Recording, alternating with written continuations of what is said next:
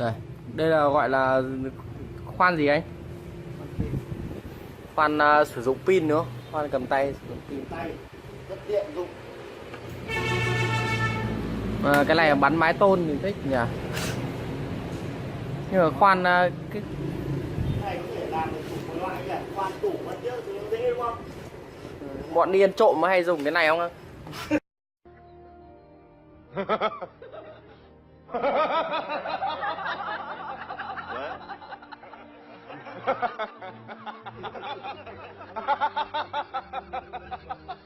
Khuyên mọi người mua cái này về đừng để đi ăn trộm nhé.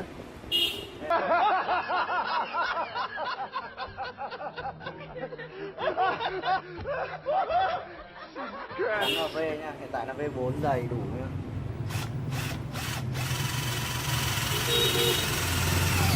Wow, rất là ngọt. Ok. Quá khỏe.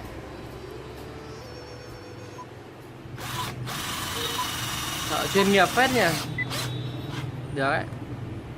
Đây là có lắp Cái mái đầu tôn khoan rất ok, đây là bắn pin. Hiện tại pin bắn tôn đang hết. Bắn tôn thì nhìn nó đẹp hơn ạ. Có cả lớp trượt luôn. Đây là lớp trượt. Lớp trượt là như nào ạ? Tức là chống trượt chống vít ấy, có lực. À cái này mà nhanh chậm khác nhau đúng không? Thì dùng cho thợ mà mới bắn trần nên tới dùng tiện nhỉ? Đây là nó không bị quá để nó trượt ren này. Ví dụ mình chỉnh được ở tầm như thế này là bên này nó cứ tạch tạch. Tôi tưởng khoan đầu một gỗ khoan chưa đặt được luôn à? Đấy, như này này. Thế là Đây là trượt do lớp nó cúa mà nó cúa hám. nó không bị chớt vết đấy. Đúng, nó không bị chèn ra. Nếu mà mình để đất khoan quen tay thì đất khoan không bị cái ren. Nó có một màu như này hết rồi. Đúng rồi. Mỗi một cái máy đi theo là được 2 quả pin à? Cục sạc. Sạc đầu đảo nhau được. Đấy, như thế nó mới đúng từ thương hiệu chứ cầm như đúng dấu nữa. 36 F-volt này. 18 là cái chỉ số gì ấy nhỉ? 18V. 18V. Ở đây. Được đấy. 18V này chưa giật được nhỉ?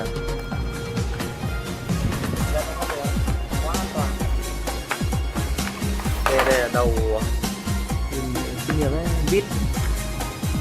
Đầu vít này bán rất tiền không anh? Rẻ. Ok. Và rất nhiều các loại máy móc khác. Đấy.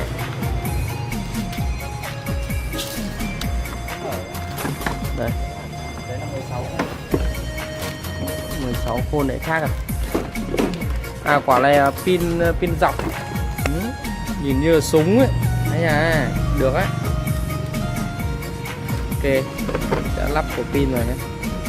Rất đơn giản thôi. Đấy, đơn giản này lắp vào phát là nó chạy được không? Nó vẫn chạy thổi than. Cái quái gì đây nhỉ? 16,8V.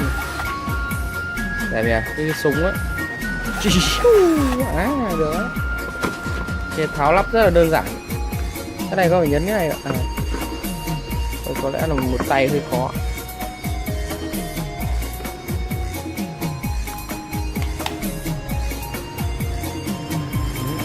Đây là bạn bu lông. Dùng cho ô tô này. Mặt bu lông. À. Từ từ. Cái đầu này để vặn bu lông. Nhiều loại nhỉ. Pin rất là khủng. Con này pin siêu khủng. Wow. Bên này phải dùng 8 tiếng không anh? 8 tiếng Liên tục. Liên tục. Ok. 8 tiếng. 2.000 này. 20.000 cái gì đấy. Con này có thể vặn được ô tô. Đầu bu lông to. Nếu mà cho các tài xế dùng rất là thuận tiện nữa. Em một đầu này, đầu khác ở bên ngoài. Giá chỉ có 1 triệu thôi. anh em nào muốn sắm sửa về rất nhiều. Hả? 21. Ok. Đây nhá, được đấy.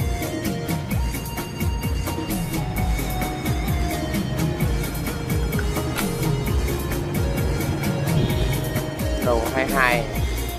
Cái này mà để thịt xe các thứ thuận tiện. Chủ yếu mang đi ra ngoài công trình. Rồi lắp pin vào thử xem nào.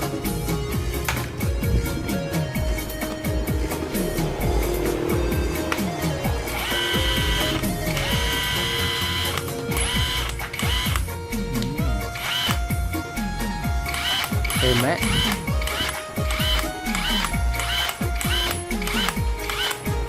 Nó mạnh hơn nó hay như thế thôi. Nó có búa, khi mà vặn bu lông nó đánh tạch ra tạch ra. À đúng rồi. Có cái bu lông mà vặn vặn. Đầu rất là dễ dàng.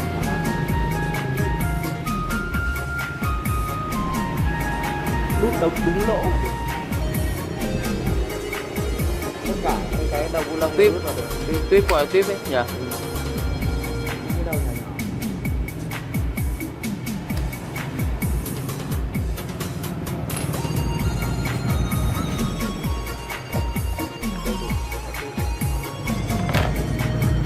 Ok, như vậy thôi.